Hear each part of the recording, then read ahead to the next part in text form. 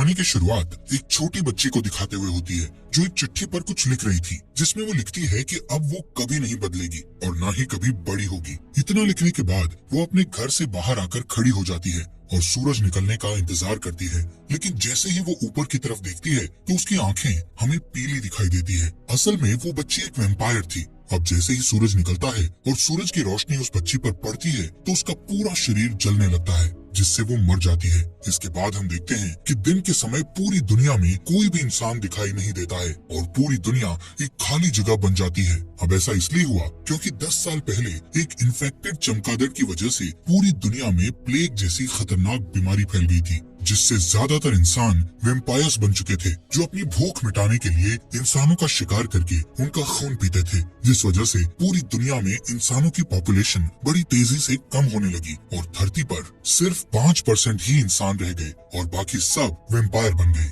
अब क्योंकि वैम्पायर्स इंसानों का खून पीकर ही जिंदा रहते थे, इसलिए इंसानों की पॉपुलेशन कम होने से वैम्पायर्स की भूख मिटाने के लिए इंसानी खून की कमी होने लगी थी। इसलिए वैम्पायर रिसर्चर्स वैम्पायर्स की पॉपुलेशन का पेट भरने के लिए इंसानी खून के जैसे ही खून बनाने में लगे हुए थे। वहीं कुछ अच्छे वैम्पायर्स भी थे जो इंसानों को बचाने के लिए लड़ाई लड़ रहे थे, क्योंकि वैम्पायर्स द्वारा इंसानों को पकड़कर लैब में अपनी खून की जरूरत पूरी करने के लिए पाला और मारा जा रहा था। यहाँ से सीन शिफ्ट होता है और हम रात का समय देखते हैं, जहाँ सड़कों पर फिर से लोग दिखने लगे थे। ये सभी वैम्पायर्स थे जो रात को ही बाहर निकलते थे। ये सारे वैम्पायर्स इंसानों की तरह ही जीते थे और रात होते ही अपने अपने काम पर चले जाते थे। यहाँ पर हम एक बूढ़े वैम्पायर को देखते हैं जो रास्ते से गुजर रहे कुछ वैम्पायर लोगों से ब्लड लेने के लिए उन पर अटैक करने की कोशिश कर रहा था, जिससे वो वैम्पायर्स उस बूढ़े वैम्पायर से डर रहे थे कि तभी वहाँ पुलिस आकर उसे बिजली के झटके देकर कंट्रोल करती है। वहीं हम डॉक्टर एडवर्ड डाल्टन को अपनी कार से अपने काम पर जाते हुए देखते हैं। डॉक्टर एडवर्ड ब्रोमली मार्क्स नाम के एक वैम्पायर की कंपनी में काम करता था। ब्रोमली की ये कंपनी दवा बनाने के साथ साथ वैम्पायर्स को ब्लड सप्लाई भी करती थी। एडवर्ड वहाँ सभी रिसर्चर्स का चीफ था। अब बिल्डिंग की सिक्योरिटी से गुजरने के बाद एडवर्ड एक रूम में जाता है जहाँ इंसानों को पकड़कर मशीनों में जकड़ दिया जाता है और उनका खून निकालकर इस कंपनी के रिसर्चर उस खून पर एक्सपेरिमेंट करते हैं। असल में वो इंसानों के खून जैसा ही नकली खून बनाने की कोशिश कर रहे थे, जिससे वो उस नकली खून से वैम्पायर्स की भूख मिटा सकें, जिनमें उन रिसर्चर्स के साथ एडवर्ड भी शामिल था। असल में एडवर्ड भी एक वैम्पायर था, लेकिन उसे इंसानों को ऐसे मशीनों में कैद रखना बिल्कुल भी सही नहीं लगता था और वो अपने इस काम से बहुत दुखी था। इसलिए वो वैम्पायर होने के बावजूद भी इंसानों का खून नहीं पीता था और सिर्फ जानवरों का ही खून पीता था, वो भी कभी कभार। अब यहाँ से एडवर्ड अपनी लैब में जाकर ह्यूमन ब्लड के जैसा ही ब्लड बनाने की कोशिश करता है, लेकिन उसका ये टेस्ट फेल हो जाता है। इसके बाद वो इस कंपनी की मीटिंग में जाता है जिसमें उसका बॉस यानी इस कंपनी का मालिक चार्ल्स ब्रोमली, उसी की लैब में काम करने वाला उसका साथी क्रिस्टोफर, सिटी कमिश्नर और एक आर्मी ऑफिसर शामिल होते हैं। अब इस मीटिंग में उन्हें पता चलता है कि जिन वैम्पायर्स को खून नहीं मिल रहा वो एक खतरनाक क्रीचर में बदल रहे हैं, जिनको वो सबसाइडर कहते थे। इंसानी खून न मिलने की वजह से उनके कान लंबे और सर आगे से सिकुड़ गया था और इतना ही नहीं, उनमें सोचने की शक्ति भी कम हो रही थी। ये सबसाइडर्स खून के लिए वैम्पायर्स पर भी अटैक करने लगे थे। इसीलिए फिल्म की शुरुआत में वो बूढ़ा वैम्पायर खून न मिलने से इतना आक्रामक बन चुका था, क्योंकि वो सबसाइडर में बदल रहा था। अब क्योंकि धरती पर ह्यूमन पॉपुलेशन सिर्फ 5% ही बची थी, इसीलिए कंपनी का मालिक उनको कहता है कि हमें जल्द से जल्द इंसानी खून जैसा खून बनाना होगा, नहीं तो खून की कमी की वजह से बाकी वैम्पायर्स भी सबसाइडर बन जाएंगे। मीटिंग के बाद ब्रोमली एडवर्ड को कुछ पर्सनल बात करने के लिए अपने ऑफिस में ले जाता है। वहाँ सर्व की गई कॉफी को ब्लड के साथ मिक्स देखकर एडवर्ड कॉफी पीने से मना कर देता है। इसके बाद ब्रोमली उसे बताता है कि उसे कैंसर हुआ था, लेकिन वैम्पायर बन जाने के कारण वो ठीक हो गया। वो कहता है कि उसकी बेटी वैम्पायर नहीं बनना चाहती थी, इसलिए वो घर से भाग गई थी। ब्रोमली एडवर्ड को कहता है कि मैं जानता हूँ तुम इंसानों को बचाना चाहते हो, इसलिए तुम्हें जल्द ही ह्यूमन ब्लड जैसा ब्लड बनाना होगा। इसके बाद एडवर्ड अपनी लैब में चला जाता है और अपने साथी क्रिस्टोफर के साथ ये सारी बातें डिस्कस करता है। क्रिस्टोफर उसे हिचकिचाते हुए बताता है कि एक बंदर पर टेस्ट कर रहा हूँ और इस टेस्ट को आगे बढ़ाने के लिए मुझे कुछ और टेस्ट करने होंगे, जिससे शायद हम ब्लड बना सकें। कुछ समय बाद रिसर्चर एक कैदी पर टेस्ट शुरू करते हैं। वहीं ब्रोमली और कुछ ऑफिसर्स विंडो से इस टेस्ट को होता देख रहे थे। एडवर्ड उस इंसान के बॉडी में ब्लड का सब्स्टिट्यूट डालता है, जिससे पहले वो इंसान थोड़ा अच्छा महसूस करता है, लेकिन बाद में जब पूरा सब्स्टिट्यूट बॉडी में चला जाता है तो वो उल्टी करने लगता है और उसकी बॉडी चेंज होने लगती है और शरीर में छाले पड़ने लगते हैं। रिसर्चर उसे तुरंत पकड़ लेते हैं और एपिमोन नाम की दवा इंजेक्शन के जरिए उसकी बॉडी में डालते हैं, जिससे उसका हिलना बंद हो जाता है और बॉडी पहले जैसी हो जाती है।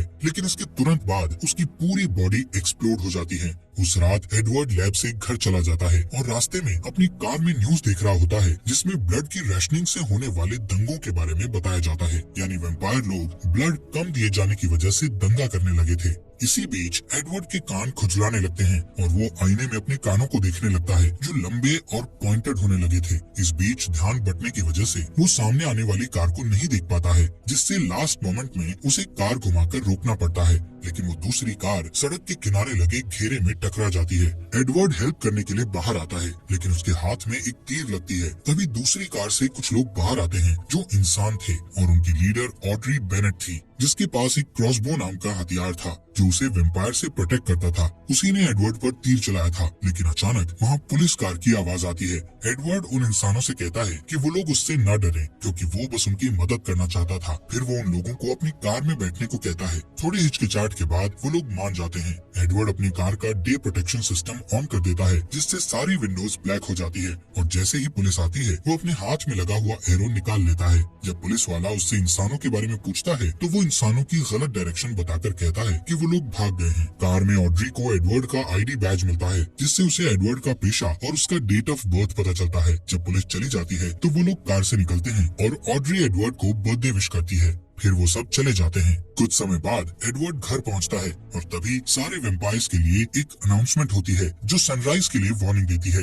एडवर्ड घर पहुंचकर डिनर करता है और फिर अपने प्लांट्स की देखभाल करने लगता है। अचानक उसके घर में उसका भाई फ्रैंकी डेल्टन आता है, जो आर्मी में होने की वजह से महीनों से उससे नहीं मिला था। फ्रैंकी एडवर्ड से बर्थडे पार्टी देने के लिए कहता है। इस पर एडवर्ड कहता है कि वो अब 35 साल का हो गया है। फिर फ्रैंकी कहता है कि उन्हें बर्थडे सेलिब्रेट करना चाहिए और उसके लिए वो 100% प्योर इंसान के ब्लड की महंगी बोतल लेकर आया था। वो 2 ग्लास में ब्लड डालता है और अपने भाई को पिग का ब्लड पीने की बात पर चिढ़ाता है। लेकिन एडवर्ड ब्लड पीने से मना कर देता है और इस बात पर फ्रैंकी को गुस्सा आ जाता है और दोनों में बहस शुरू हो जाती है। फ्रैंकी कहता है कि एडवर्ड इंसान के ब्लड को हाथ नहीं लगाता है, लेकिन अभी भी उसी कंपनी के लिए काम करता है, जो अपने फायदे के लिए इंसानों को पालते और मारते हैं। इस पर एडवर्ड कहता है कि ब्लड का सब्स्टिट्यूट तलाशने के लिए उसे ये बुरा काम करना जरूरी है। लेकिन वो फ्रैंकी से भी नाराजगी जाहिर करता है, क्योंकि वो आर्मी के लिए इंसानों का शिकार करता है। फिर अचानक एडवर्ड ब्लड की बोतल को उठाकर सारा ब्लड ड्रेन में डालने लगता है कि तभी फ्रैंकी बोतल उसके हाथ से लेकर दीवार में मार देता है। इसके बाद फ्रैंकी जाने की कोशिश करता है, लेकिन एक सबसाइडर उसके रास्ते में आ जाता है और वो नहीं जा पाता। वो क्रीचर किचन में जाता है और दीवार के ऊपर जो ब्लड था उसे चाटने लगता है और उसके बाद टेबल के ऊपर रखे ग्लास को भी चाटता है। इसी बीच फ्रैंकी एक चाकू उठा लेता है, जिससे सबसाइडर चौंक जाता है और फ्रैंकी को दीवार की तरफ धक्का देता है। फ्रैंकी ग्लास के टेबल पर गिर जाता है, जिससे टेबल का कांच टूटकर बिखर जाता है और कुछ सेकंड के लिए फ्रैंकी बेहोश हो जाता है। फिर सबसाइडर एडवर्ड की तरफ बढ़ता है। एडवर्ड एक स्टूल को उठाकर उसे रोकने की कोशिश करता है और साथ ही अपने भाई को होश में लाने के लिए उसका नाम लेकर पुकारता है। फ्रैंकी होश में आ जाता है और फिर चाकू को पकड़ता है। दोनों भाई सबसाइडर पर अटैक करने की कोशिश करते हैं, लेकिन वो जंप करके सीलिंग में लटक जाता है। इससे फ्रैंकी को चांस मिल जाता है और वो उसका सिर काट देता है। कुछ टाइम के बाद पुलिस मामले के बारे में जानने के लिए वहाँ पहुँचती है और कहती है कि अब सबसाइडर शहर में फैल चुके हैं। एक ऑफिसर को उस क्रीचर की एक रिंग मिलती है, जिससे एडवर्ड को पता चलता है कि वो एक लोकल माली था और उसे उसकी बॉडी में खुद के लगाए हुए जख्म भी मिलते हैं, जो खुद को खाने से हुए थे। अगले दिन सिक्योरिटी अलार्म बजने से एडवर्ड की नींद खुल जाती है और जब वो चेक करने के लिए लाइट ऑन करता है, तो ऑड्री उसकी तरफ क्रॉसबो एम करके खड़ी दिखाई देती है। ऑड्री कहती है कि उसे ऐसे वैम्पायर की तलाश है जिस पर वो लोग भरोसा कर सकते हैं और इसके लिए उसे एडवर्ड बिल्कुल सही लगता है। वो उसे एक पेपर शीट देती है, जिसमें एक मैप बना होता है। एडवर्ड मैप को देख ही रहा होता है कि अचानक एक आवाज आती है और एडवर्ड उस आवाज की तरफ मुड़कर देखता है और इस बीच ऑड्री चुपचाप चली जाती है। एडवर्ड जब उस आवाज को चेक करने जाता है, तो पता चलता है कि आवाज फ्रैंकी की है। फ्रैंकी उससे ऑड्री के बारे में पूछता है। एडवर्ड उसे कुछ नहीं कहकर टाल देता है। उस रात न्यूज में पता चलता है कि जिन इन्वेस्टर्स ने रिसर्च करने के लिए ब्रॉमली को इंसान सप्लाई किए थे, वो लोग अब और सप्लाई नहीं दे सकते थे। अगले दिन एडवर्ड काम पर जाता है और अपने बॉस से मिलकर उससे गारंटी मांगता है कि सब्स्टिट्यूट मिल जाने के बाद उन्हें इंसानों की सप्लाई की जरूरत नहीं पड़ेगी। इस पर ब्रॉमली कहता है कि ज्यादातर वैम्पायर सब्स्टिट्यूट के मिलने से खुश हो जाएंगे, लेकिन कुछ लोग ऐसे भी हैं जो रियल चीज की मांग करते हैं। इस पर एडवर्ड उसे याद दिलाता है कि उसकी बेटी भी उन्हीं लोगों में से एक है। इसके बाद एडवर्ड मैप को देखने के लिए अपने लैब में चला जाता है। जब सुबह होती है तो एडवर्ड अपने घर वापस नहीं आता और अपनी कार में लाइट प्रोटेक्शन ऑन करके मैप के बताए रास्ते से गांव की तरफ जाता है। वहाँ ऑड्री पहले से उसका वेट कर रही होती है। वो उसे बड़े से एक पेड़ के पास आने को कहती है। एडवर्ड अपनी कार ट्री के नीचे पार्क करता है और हैट और सनग्लासेस पहनकर कार से बाहर आता है। वो हमेशा सनलाइट से बचने के लिए सावधान रहता है। वहाँ उसे एक आदमी मिलता है जिसका नाम लियोनल एल्विस कॉर्मैक था। वो आदमी एक वैम्पायर था जो अब इंसान बन चुका था। एडवर्ड उससे जानना चाहता था कि वो इंसान कैसे बना, लेकिन ऑड्री को पास आता देखकर वो चुप हो जाता है। वो देखता है कि फ्रैंकी ने उसे गन पॉइंट पर रखा था। एडवर्ड उसे रोकने की कोशिश करता है लेकिन वो नहीं मानता और उसे बताता है कि आर्मी की टीम भी आने वाली है। ये सुनकर ऑड्री फ्रैंकी को रोशनी की तरफ धकेलती है और सब जल्दी से एडवर्ड की कार में बैठ जाते हैं। तब तक सोल्जर वहाँ पहुँचकर उन पर फायर करना स्टार्ट कर देते हैं और लियोनेल की गाड़ी भी बर्बाद कर देते हैं। सोल्जर उनका पीछा करते हैं और गोलियां भी चलाते हैं जिससे कार के डी प्रोटेक्टर में छेद हो जाता है। पहले ऑड्री उसे अपने हाथ से कवर करके मैनेज कर लेती है, लेकिन होल ज्यादा हो जाने के कारण कैमरा भी खराब हो जाता है और एडवर्ड आगे नहीं देख पाता है। फिर लियोनेल ड्राइविंग सीट पर बैठ जाता है ताकि वो रोड को एक होल से देख पाए और एडवर्ड लाइट से छुप जाता है। जब वो लोग कमजोर ब्रिज पर पहुंचते हैं तो लियोनेल बहुत तेजी से ड्राइविंग करके ब्रिज को क्रॉस कर लेता है, जबकि आर्मी ट्रक हेवी होने के कारण ब्रिज टूट जाता है और ट्रक ब्लास्ट हो जाती है और बाकी के लोग पीछे रह जाते हैं। रात होने के बाद वो लोग कार को नदी के पास पार्क करते हैं और लियोनेल एडवर्ड को बताता है कि वो कार में डे लाइट मॉडिफिकेशन लगाने का काम करता था, जो सूरज की रोशनी से कार के अंदर बैठे लोगों को बचाता है और कार में इस तरह के सिस्टम लगाने वाली पहली शॉप उसी की थी। लियोनेल कहता है वेम्पायर्स के लिए दिन में कार चलाना बहुत अमेजिंग होता है क्योंकि दिन के समय सड़कें खाली होती थी, लेकिन इसमें रिस्क भी था क्योंकि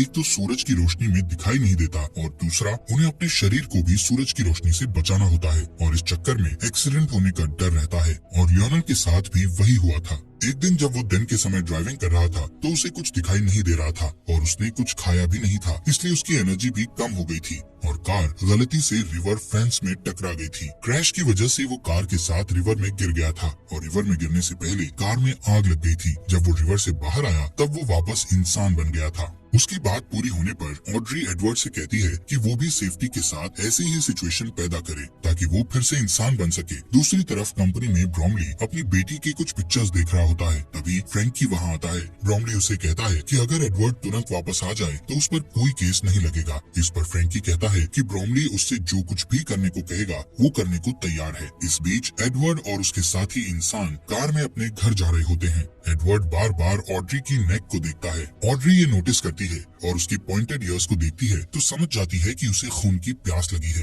फिर वो अपना हाथ काटकर उससे निकलने वाले ब्लड को एक कप में इकट्ठा करती है और उसे पीने को देती है। एडवर्ड पहले तो मना करता है, लेकिन जब ऑड्री उससे कहती है कि वो अपने आसपास के इंसानों को सेफ देखना चाहती है तो वो ब्लड पी लेता है। कुछ घंटों के बाद वो लोग एक पुराने अंगूर के बागीचे में पहुंचते हैं जिसे विनयार्ड कहा जाता है। वहाँ एडवर्ड की मुलाकात कुछ और लोगों से होती है जिनका लीडर जार्विस नाम का आदमी होता है जो बचे हुए इंसानों को ढूंढने में उनकी हेल्प करता है। घर के अंदर जाने के बाद वो वेम्पायर पॉलिटिशियन वेस टर्नर से मिलता है जो ह्यूमन राइट्स के लिए लड़ता है और इंसानों की जान बचाने में हेल्प करता है। उधर कंपनी में ब्रोमली देखता है कि उसकी मशीन इंसानों से खाली हो चुकी है और अब वहाँ कोई इंसान नहीं बचा था। रिसर्चर एक ह्यूमन बॉडी को निकाल के लाते हैं जिसमें से पूरा ब्लड निकाला जा चुका था और अब वो किसी काम का नहीं रहा था। यहाँ सीन शिफ्ट होता है और मेट्रो स्टेशन पर एक कॉफी शॉप को दिखाया जाता है जहाँ एक आदमी शिकायत करता है कि उसकी कॉफी में ब्लड नहीं है। इस पर वहाँ काम करने वाली औरत कहती है कि उसे कॉफी में सिर्फ 5% ब्लड मिलाने का ऑर्डर है,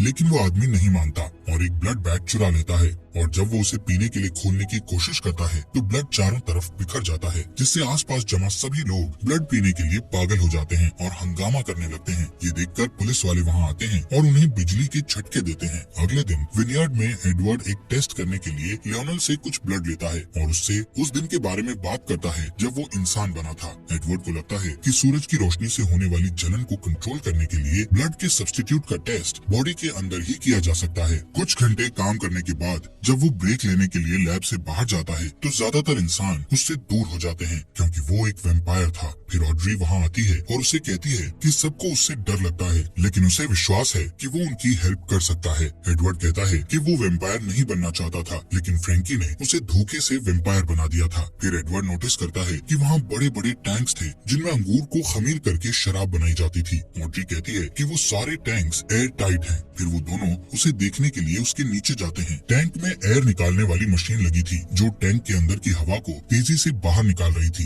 ये देखकर एडवर्ड को लगता है कि वो लोग उसका इस्तेमाल आग बुझाने के लिए कर सकते थे। फिर वो लोग अपने एक्सपेरिमेंट पर काम करना शुरू करते हैं। इस बीच आधी रात को जार्विस का ग्रुप बचे हुए इंसानों को विनयार्ड लेकर जा रहा होता है, जिसमें ब्रोमली की बेटी एलिसन भी थी। तभी उसकी कार के टायर पर कोई शूट करता है, जिससे कार को रोकना पड़ता है। वो लोग अपना हथियार लेकर कार से बाहर निकलते हैं, लेकिन आर्मी उन्हें चारों तरफ से घेर लेती है और थोड़ी देर तक फाइट करने के बाद सारे इंसान हार जाते हैं। एलिसन विनयार्ड से कांटेक्ट करने की कोशिश करती है, लेकिन थकान से बेहोश हो जाती है। फ्रैंकी उसके हाथ से वॉकी टॉकी ले लेता है और लोकेशन का पता लगाने के लिए उस कॉल को ट्रैक करता है। उधर विनयार्ड में सारे इंसान अपना अपना सामान इकट्ठा करके अपनी कार में बैठ रहे होते हैं और सुरक्षित जगह जाने के लिए टर्नर को फॉलो करते हैं, लेकिन एडवर्ड वहीं रहना चाहता था क्योंकि उसे एक्सपेरिमेंट करना था। लियोनल और ऑड्री भी उसकी हेल्प करने के लिए रुक जाते हैं। इधर एलिसन को जब होश आता है तो वो खुद को अपने फादर के ऑफिस में पाती है और जब उसका फादर ब्रोमली आता है तो वो एक चाकू उठा लेती है। एलिसन अपने पिता से अपने दोस्तों को छोड़ देने के लिए कहती है। ब्रोमली कहता है कि वो उसे देखकर खुश है और उसे गले लगा लेता है। फिर कहता है कि वो उसके दोस्तों के लिए कुछ नहीं कर सकता है। इस पर एलिसन उसे धकेल देती है और डोर की तरफ भागती है, लेकिन एक सोल्जर उसे हिट करता है और वो बेहोश हो जाती है। ब्रोमली को रियलाइज होता है कि उसकी बेटी ने उसे चाकू मार दिया है। अगले दिन विनयार्ड में एक्सपेरिमेंट स्टार्ट होने वाला होता है। ऑड्री मॉनिटर्स को देखने का जिम्मा लेती है और लियोनल टैंक के नीचे एडवर्ड के साथ रहता है। एडवर्ड के चेस्ट में एक हार्ट मॉनिटर अटैच किया जाता है और उसे एक वेट ब्लैंकेट से कवर किया जाता है। प्रोसेस बहुत सिंपल होता है। वो लोग टैंक को ओपन करते हैं जिससे सनलाइट अंदर आती है और एडवर्ड चलने लगता है और उसके बाद वो लोग एयर एक्सट्रैक्टर यानी हवा निकालने वाली मशीन को यूज करके आग को बुझा देते हैं। पहले 2 बार में उनकी कोशिश फेल हो जाती है, लेकिन तीसरी बार में वो लोग एडवर्ड को लंबे समय तक जलने देते हैं और इस बार उनका टेस्ट कामयाब हो जाता है और एडवर्ड इंसान बन जाता है। वो लोग बहुत खुश होते हैं, लेकिन तभी आर्मी आ जाती है और वो लोग बचने के लिए शराब के बैरल में छुप जाते हैं। दूसरी तरफ कंपनी में फ्रैंकी ब्रोमली के पास जाता है जिसका इलाज चल रहा था। ब्रोमली फ्रैंकी से अपनी बेटी के लिए कुछ करने को कहता है और फ्रैंकी एलिसन को देखने के लिए चला जाता है। एलिसन अभी भी वेम्पायर नहीं बनना चाहती थी, लेकिन फ्रैंकी उसे अपने दांतों से काट लेता है ताकि वो वेम्पायर बन जाए। इधर विनयार्ड में तीनों इंसान अपने छुपने की जगह से निकलते हैं। एडवर्ड बाहर जाता है और पहली बार सनलाइट जब उसकी स्किन को टच करती है तो उसे बहुत अच्छा लगता है। लियोनल अपनी पुरानी कार निकालता है। इस बीच कंपनी में ब्रोमली अपनी खाली मशीन को देखने के बाद अपनी बेटी से मिलने जाता है। एलिसन को पीने के लिए ब्लड दिया जाता है, लेकिन वो ब्लड नहीं पीती। ब्रोमली उसके पास जाता है और देखता है कि वो खुद को अपने दांतों से काट रही थी, जिससे वो इन्फेक्टेड हो गई थी। फिर वो अपने फादर पर अटैक करती है और सारी चीजों के लिए उसे ब्लेम करती है। तब एलिसन को वहाँ से हटा दिया जाता है और हर जगह सैनिक कानून लागू कर दिया जाता है, जिसके बाद वो लोग सड़कों पर सबसाइडर से फ्रीली लड़ सकते थे। इस दौरान ऑड्री, एडवर्ड और लियोनल टर्नर के कैबिन में आते हैं, जहाँ वो देखते हैं कि सारे इंसान मर चुके हैं। ऑड्री को लगता है कि अब कोई उम्मीद नहीं बची, लेकिन एडवर्ड कहता है कि वो किसी को जानता है जो उनकी मदद कर सकता है। इस बीच क्रिस्टोफर को लैब में दिखाया जाता है जो अभी भी एक्सपेरिमेंट कर रहा था। उधर आर्मी सबसाइडर्स को घसीटकर सनलाइट में मरने के लिए लेकर जा रही होती है और एलिसन भी उनमें से एक होती है। उसे मरता देखकर फ्रैंकी को अपनी गलती का एहसास होता है। उस रात क्रिस्टोफर अपने घर आता है तो एडवर्ड ऑड्री और लियोनल को अपने लिए वेट करते हुए देखता है। एडवर्ड उससे कहता है कि उसके पास एक सोल्यूशन है जो सब्स्टिट्यूट से बेटर है और उसे हेल्प करने के लिए कहता है। उनकी बातचीत फोन रिंग होने की वजह से रुक जाती है। क्रिस्टोफर कॉल रिसीव करने के लिए चला जाता है। जब उसे आने में लेट हो जाता है तो सबको शक होता है और ऑड्री चेक करने उसके पीछे जाती है। एडवर्ड और लियोनल उसके कोट को चेक करते हैं। यहाँ पता चलता है कि क्रिस्टोफर ने अपना फोन शुरुआत से कंपनी के साथ कॉल पर रखा हुआ था और कंपनी के सभी लोग जान गए थे कि एडवर्ड और उसके साथी कहाँ हैं। अचानक वहाँ आर्मी आ जाती है और फाइट में ऑड्री बेहोश हो जाती है और उसे पकड़ लिया जाता है। लियोनल और एडवर्ड रोड पर बनी हुई टनल के जरिए वहाँ से बच निकलते हैं और एक पुरानी सुनसान बिल्डिंग में छुपने का फैसला करते हैं, लेकिन वहाँ एक सबसाइडर उन पर अटैक कर देता है। तभी फ्रैंकी वहाँ आ जाता है और उस क्रीचर को शूट कर देता है। वो नोटिस करता है कि उसका भाई इंसान बन गया है। ये देखकर फ्रैंकी कहता है कि उसने एडवर्ड को इसलिए वैम्पायर बनाया था क्योंकि वो उसे मरता हुआ नहीं देखना चाहता था। वो अपनी गलती के लिए माफी मांगता है और अब उनकी हेल्प करना चाहता है, लेकिन जब लियोनेल पास आता है तो फ्रैंकी को खून पीने की तलब होती है और वो उसे काटने के लिए उस पर जंप कर देता है। एडवर्ड उसे पकड़ लेता है और उसे धक्का देकर लियोनेल से दूर कर देता है और उसे शूट करने ही वाला होता है, लेकिन कुछ नोटिस करके रुक जाता है। कुछ समय बाद एडवर्ड कंपनी की बिल्डिंग में एंटर करता है और अपने सारे अलार्म ऑफ कर देता है। सिक्योरिटी उसे पकड़ के ब्रोमली के ऑफिस ले जाती है। वहाँ वो देखता है कि ब्रोमली ऑड्री का हाथ काटकर उसका ब्लड पी रहा था। एडवर्ड कहता है कि वो सारी बातों के लिए दुखी है और फिर से वैम्पायर बनना चाहता है। उसकी बात सुनकर ऑड्री को लगता है कि एडवर्ड उसे धोखा दे रहा है और वो अपसेट हो जाती है, पर ब्रोमली कहता है कि अब उसे सब्स्टिट्यूट मिल गया है और इसलिए उसे एडवर्ड की जरूरत नहीं है और वो उसे बुजदिल कहता है। इस पर एडवर्ड ब्रोमली से कहता है कि वो भी एक बुजदिल है जो अपनी खुद की बेटी को वैम्पायर में नहीं बदल पाया। इस बात से ब्रोमली को गुस्सा आ जाता है और वो एडवर्ड को काट लेता है, लेकिन एडवर्ड कोई रिएक्शन नहीं देता क्योंकि ये एडवर्ड का प्लान था और ब्रोमली इंसान में बदलने लगता है। फिर एडवर्ड को याद आता है कि फ्रैंकी भी ऐसे ही ह्यूमन में बदल गया था। इससे पता चलता है कि जो वैम्पायर ठीक होकर ह्यूमन बन चुके थे उनका ब्लड ही सोल्यूशन बन गया था। इतने में ब्रोमली अलार्म प्रेस करके सिक्योरिटी को बुलाता है। तभी आर्मी ट्रक वहाँ पहुँच जाती है। सोल्जर अपनी गाड़ियों से बाहर आते हैं और डोर ओपन करके देखते हैं कि ब्रोमली चेयर में बंधा हुआ है। सारे वैम्पायर पागल हो जाते हैं और उसका खून पीकर अपना पेट भरने लगते हैं। इस दौरान ऑड्री और एडवर्ड कुछ हथियार लेकर नीचे आते हैं और बिल्डिंग से निकलने ही वाले होते हैं, लेकिन बहुत सारे सोल्जर आकर उनका रास्ता रोक देते हैं। इतने में एक कार ग्लास डोर को तोड़ते हुए अंदर आती है, जिसमें लियोनेल और फ्रैंकी बैठे होते हैं। वो सोल्जर्स को हिट करते हुए एडवर्ड तक पहुंच जाते हैं ताकि उसे बचा सकें, लेकिन जल्दी ही उन सबको वापस घेर लिया जाता है। फ्रैंकी एडवर्ड को वहाँ से जाने के लिए कहता है और सारे सोल्जर उस पर जंप कर देते हैं और उसे खाने लगते हैं। एडवर्ड को अपने भाई की मौत पर दुख होता है। तभी सिक्योरिटी वाले ऑड्री को अपने साथ ले जाते हैं और एडवर्ड उसे बचाने सिक्योरिटी रूम तक उन्हें फॉलो करता है, जहां बहुत स्ट्रगल के बाद वो वैम्पायर 2 गार्ड्स को मार देता है और तीसरे गार्ड को मारने में ऑड्री की मदद करता है। इसके बाद वो सिक्योरिटी कैमरा में देखता है कि फ्रैंकी को खाने वाले सोल्जर इंसान बन गए हैं और जो सोल्जर बचे हुए थे वो ह्यूमन सोल्जर पर अटैक करने लगे हैं। इसके बाद एडवर्ड और ऑड्री लॉबी में वापस आ जाते हैं। सिर्फ कुछ ह्यूमन सोल्जर ही बच पाते हैं। इसके बाद क्रिस्टोफर आता है और कुछ सोल्जर्स को शूट कर देता है। फिर वो एडवर्ड और ऑड्री को भी शूट करने वाला होता है, लेकिन अचानक एक एरो उसके चेस्ट पर लगती है और वो मर जाता है। ये एरो लियोनेल ने उन्हें बचाने के लिए चलाया था। फिर ऑड्री उसे हक करती है। एडवर्ड अपने भाई की बॉडी और सूरज की रोशनी को अंदर आते हुए देखता है। फिर वो तीनों लियोनेल की कार में बैठ जाते हैं और एडवर्ड कहता है कि अब उनके पास क्योर है और वो अब सबको पहले जैसा कर सकते हैं। इसी के साथ ये मूवी खत्म हो जाती है। दोस्तों, हमारे फॉक्स एक्सप्लेनर हिंदी चैनल को सब्सक्राइब करना मत भूलना।